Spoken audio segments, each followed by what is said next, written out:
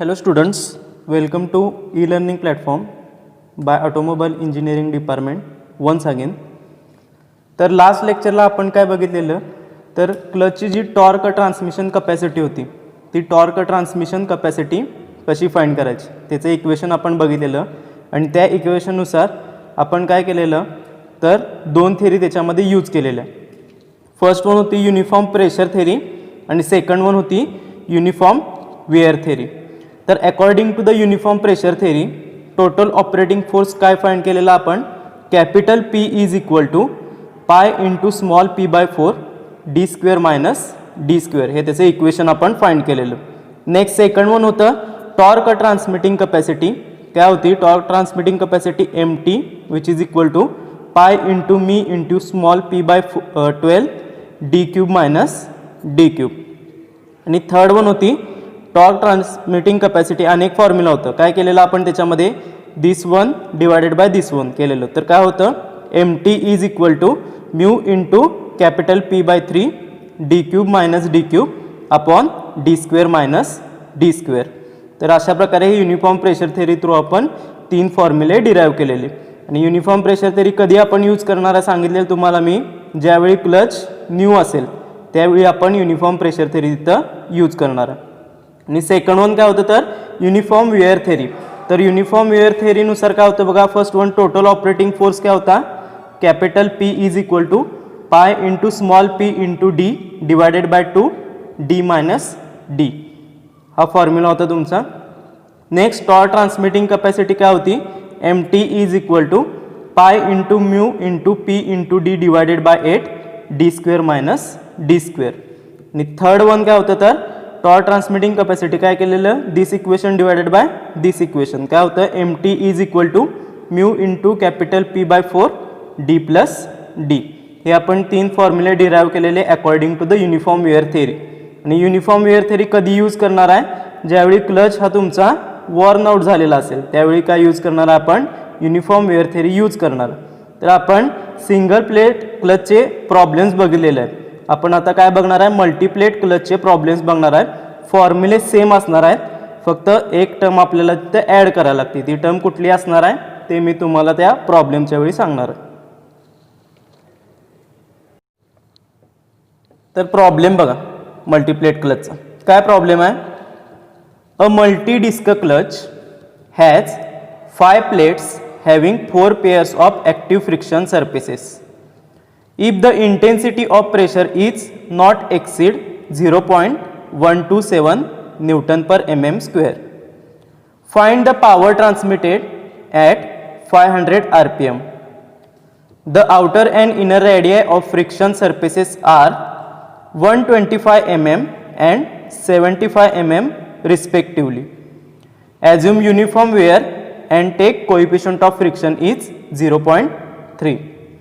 Single plate सारखाच problem आहे फक्त ह्याच्यामध्ये काय केलेलं आहे ॲक्टिव्ह फ्रिक्शन सरफेसेस ही टर्म्स तुमची नवीन आलेली आहे. कारण की का मल्टीप्लेट क्लचमध्ये काय असणार आहे क्लच ज्या प्लेट्स असणार आहेत त्या तुमच्या मल्टिपल असणार आहे.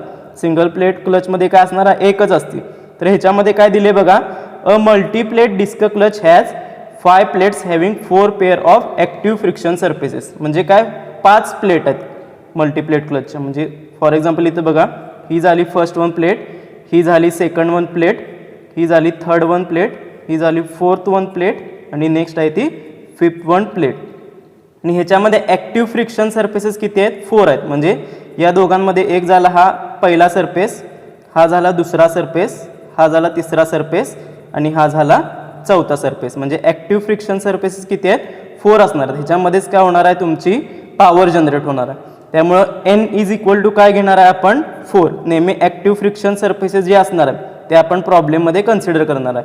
त्यामुळे ॲक्टिव्ह फ्रिक्शन सरफेसेस किती येणार आहे 4. N is equal to 4.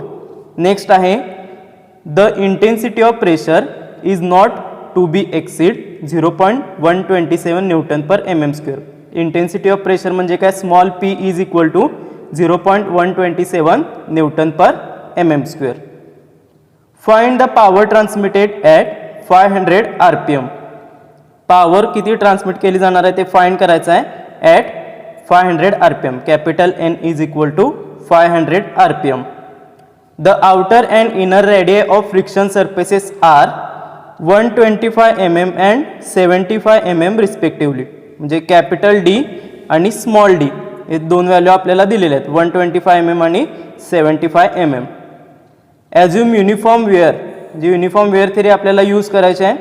And take coefficient of friction is 0.3.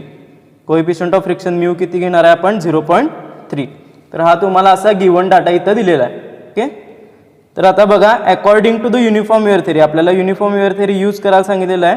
मग युनिफॉर्म वेअर थेरी थ्रू काय येणार आहे आपल्याला, कॅपिटल पी म्हणजे टोटल ऑपरेटिंग फोर्सचा फॉर्म्युला काय, पाय into small P into D divided by 2 D minus D, हा त्याचा फॉर्म्युला असणार. याच्यामध्ये पाय इंटू स्मॉल पीची व्हॅल्यू किती आहे, 0.127 into small D 75 divided by 2 into 125 minus 75. तर हे तुम्ही सॉल्व केलं की total operating force capital P आपल्याला किती मिळणार आहे, 748.09 न्यूटन. तर आता फोर्स मिळाला. नेक्स्ट काय फाइंड करायचं आपल्याला, टॉर्क. तर टॉर्कसाठी काय फॉर्म्युला आहे, torque is mu into capital P by 4 D plus D into N. आता हे इंटू एन ही जी टर्म आहे ती मल्टिप्लेट क्लचसाठी आपण करणार आहे. मल्टिप्लेट क्लचला काय असणार आहेत, एकपेक्षा जास्त ॲक्टिव्ह फ्रिक्शन सर्फेसेस आहेत, त्यामुळं या फॉर्म्युल्यामध्ये फक्त इंटू एन आपल्याला करायचं आहे इन केस ऑफ मल्टिप्लेट क्लच. तर काय येणार आहे, 0.3 इंटू कॅपिटल पी इथं फाइंड केलेला आहे 748.09 Newton divided by 4 into D plus D 125 plus 75 into 4 म्हणजे एन. ॲक्टिव्ह फ्रिक्शन सर्फेसेस आपल्याला किती आहेत, एन इज इक्वल टू 4. त्यामुळे ही व्हॅल्यू आपण घेतली, एन इज इक्वल टू 4. तर हे सॉल्व केल्यानंतर तुम्हाला टॉर्क किती मिळणार आहे, torque M T is equal to 44885.4 newton M M, हा तुम्हाला टॉर्क मिळेल. नेक्स्ट टॉर्क मिळाला की पॉवरचा फॉर्म्युला आपल्याकडे आहेच. पॉवर इज इक्वल टू काय, 2 pi N M T divided by 60 into 10⁶. मग काय होणार आहे, power is equal to 2 into pi into N. Speed किती दिलेला आहे, 500 इंटू एम टी तर फाइंड केलेला आहे 44885.4 डिवायडेड बाय 60 इंटू 10⁶. तर पॉवर किती मिळणार आहे, power is equal to 2.35 kilowatt. Directly आपल्याला किलोवॅटमध्ये मिळणार, कारण की का 60 डिवायडेड बाय 10⁶ इथं केलेलं आहे. त्यामुळे पॉवर किती मिळणार आहे, 2.35 kilowatt.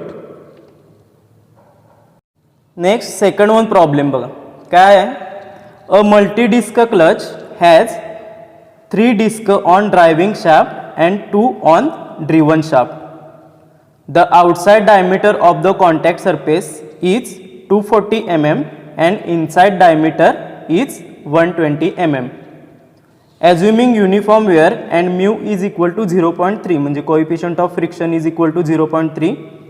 Find the maximum axial intensity of pressure between the discs for transmitting 25,000 watt power at 1575 rpm.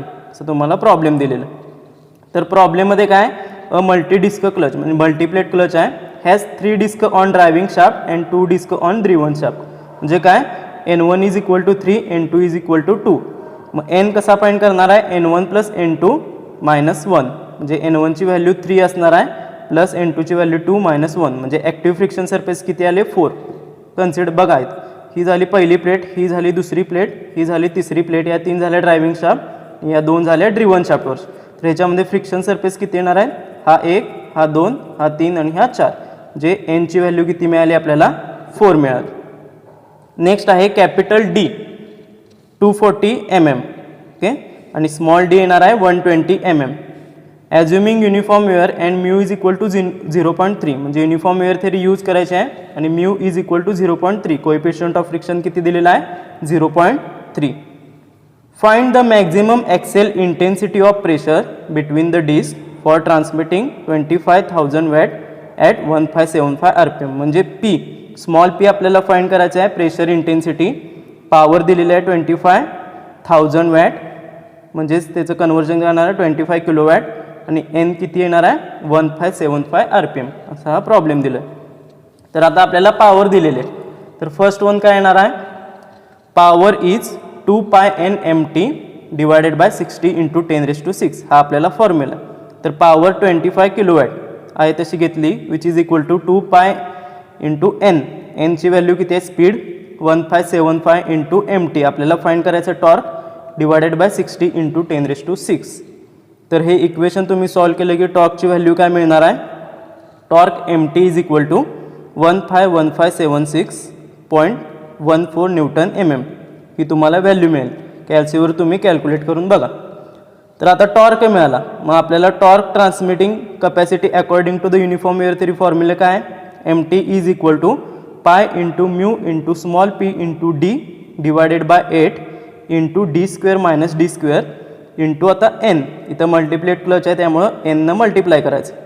तर बघा टॉर्क किती आहे, 151576.14 इथं फाइंड केलेला आहे, which is equal to pi into mu coefficient of friction 0.3 into small p intensity of pressure आपल्याला find करायचं आहे इंटू 120 डिवायडेड बाय 8 इंटू 240चा स्क्वेअर मायनस 120चा स्क्वेअर इंटू 4 म्हणजे ॲक्टिव्ह फ्रिक्शन सर्फेसेस किती आहेत कॅल्क्युलेट केले आपण 4 आहेत.